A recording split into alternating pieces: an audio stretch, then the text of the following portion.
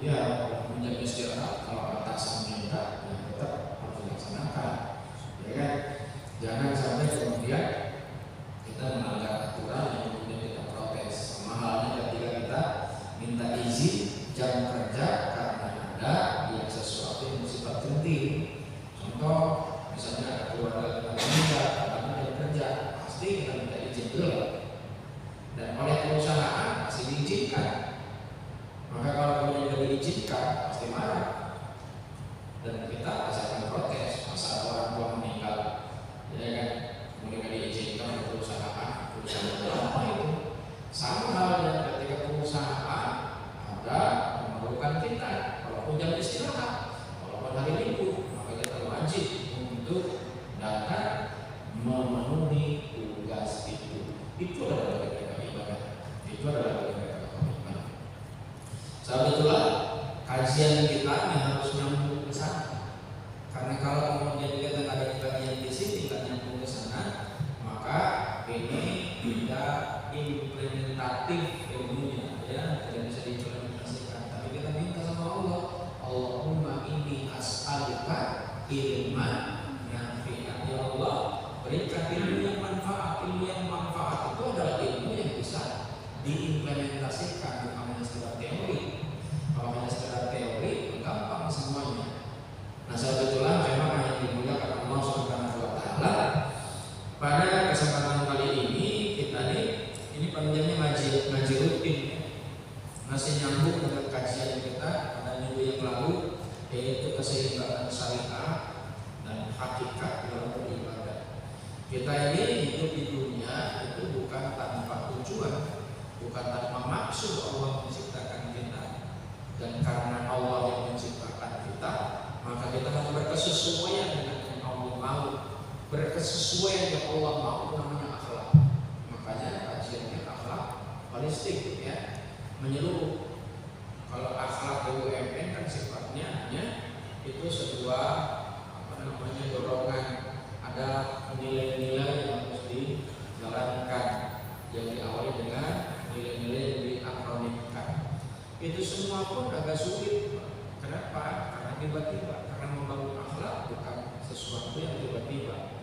Maka sama halnya ketika kita punya anak nih, supaya anak kita nih rajin sholat, gimana caranya?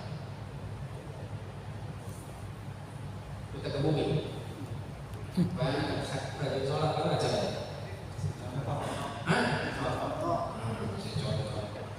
Jadi kasih contoh dulu. Makanya ada konsep dalam konsepnya Ki Hajar Dewantoro, Inarso Suntoro, Imadiakan Karso, Tuturi. Dalam konsep Islam ada jadi itu di depan kasih contoh, ya, di tengah dilaksanakan, kita mengawasi. Jadi jemaah yang dimuliakan Allah Subhanahu wa Ta'ala, manusia ini kata Allah, karakternya salah satunya selain dia ini doluman jahula, zalim dan bodoh, itu Allah yang bilang. Manusia ini seringkali berputus asa ketika dikasih masalah, dan ketika selesai masalah sombong. Ya, itu manusia karakternya. Innal insana khuliqa halu'a. Memang Allah sampaikan dalam Al-Quran surat Al-Ma'arij bahwa manusia ini diciptakan dalam kondisi yang tidak stabil. Siapa pun, coba kalau punya masalah, kira-kira diem atau ngomong? Kalau kita punya masalah, diem atau ngomong? Ngomong, Pak. Minimal sama bini. Jangan itu diem. Ngomong itu pasti. Pada para yang menentukan. Nah, ketika ngomong, selesai kan masalahnya? Selesai kan? Anda yang menyelesaikan siapa? Bagi orang yang beriman, hanya Allah. Tapi bagi orang yang beriman, ya saya yang menyelesaikan. Yang menyelesaikan, ya saya. Maka seringkali kita ini menempuh dada kalau kita ini sedang berada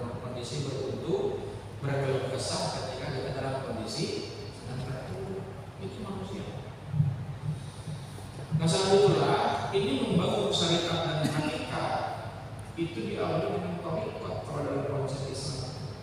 Padahal Allah ini menghendaki kita ini menjadi siapa? Menjadi umat yang terbaik, menjadi pribadi yang unggul. Ya. Indonesia ini kan 2045 itu mencanangkan menjadi Indonesia emas. Ya. Nah, salah satu indikator untuk bisa menjadi Indonesia emas itu yang pertama itu menurut para pakar adalah dengan SDM unggul. Supaya SDM unggul apa salah? Harus punya ilmu, Pak.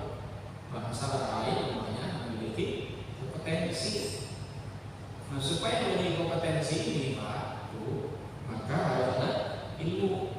Nah, ilmu ini dalam bagian daripada syariat. Enggak ada ilmu yang tiba-tiba, Pak. Walaupun dalam konsep perspektif keyakinan itu ada disebut dengan laduni. Laduni itu tiba-tiba dikasih oleh Allah, tapi itu di luar hukum Allah. Tapi Allah ingin memperlihatkan dengan kuasanya. Ada orang yang kemudian tiba-tiba pintar, tapi itu di luar hukum Allah. Hukum alamnya kita harus belajar, itu syariat. Nah, ketika kita belajar, hakikatnya apa? Mendapatkan ilmu. Nah, tapi ada orang yang belajar dapat ilmu. Ada. Tapi hukum alamnya kebiasaan kalau orang rajin belajar sebodoh-bodohnya kita, kalau kita sering dengerin, diulang-ulang, kira-kira nggak? Kalau diulang lagi, itu lagi, minimal kita ngomong bosan itu saja. Berarti ada yang tahu. Coba kalau dia kayaknya perasaan belum disampaikan, nggak nyambung berarti. Kalau begitu kayaknya kemarin gitu, tapi kan ada yang nyambung. Kan diulang-ulang.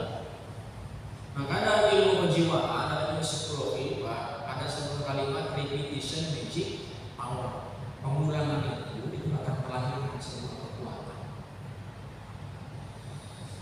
Jadi ada sebuah hikmah. Batu keras, air keras atau lembut? Air keras atau lembut? Lembut, Pak. Kalau yang keras namanya batu es. Kalau air ya cair. Tapi air itu, Pak, itu bisa membelah batu. Ngantuk, kenapa? Karena secara terus-menerus. Walaupun hanya satu tetes. Masa itulah belajar itu nggak boleh sekali, harus terus-menerus diulang. Makanya di sekolah namanya ada ulangan. Mengulang sudah sejauh mana dia ini menangkap dan memahami, ya minimal tahu. Nah kalau paham dengan tingkatan tinggi itu minimal tahu apa yang sudah disampaikan. Lagi dia jawab. Nah, jemaah yang dimuliakan Allah Subhanahu wa taala, Allah itu maunya kita ini menjadi pribadi yang unggul, Pak. Kalau dalam skala komunitas, dalam skala yang lebih besar, kita menjadi khair ummah. Menjadi umat yang terbaik. Nah, untuk menjadi umat yang terbaik itu ada namanya syariat yang ditentukan. Ada yang namanya hakikat yang harus dipahami. Baru nanti kalau sudah syariat, hakikat, itu Anda akan menemukan tentang kelezatan dalam beribadah. Itu namanya ma'rifat. Ya. Makanya ada 4 kesatuan yang tidak bisa dipisahkan: thariqat, syariat, hakikat, ma'rifat. Ya. Ini kalau orang hanya sholat baris paling depan, gitu kan, datang paling awal, ini belum tentu itu terbaik. Karena itu dimensi fisik. Itu adalah cara, jalan. Ya, untuk menuju mendekat Allah itu jalan. Kan tujuan akhirnya kita mendapatkan kebahagiaan. Nah, kebahagiaan itu bagaimana? Yaitu menjadi khair ummah. Ketika kita nih sesuai dengan apa yang Allah mau, kata Allah, kamu ini menjadi khair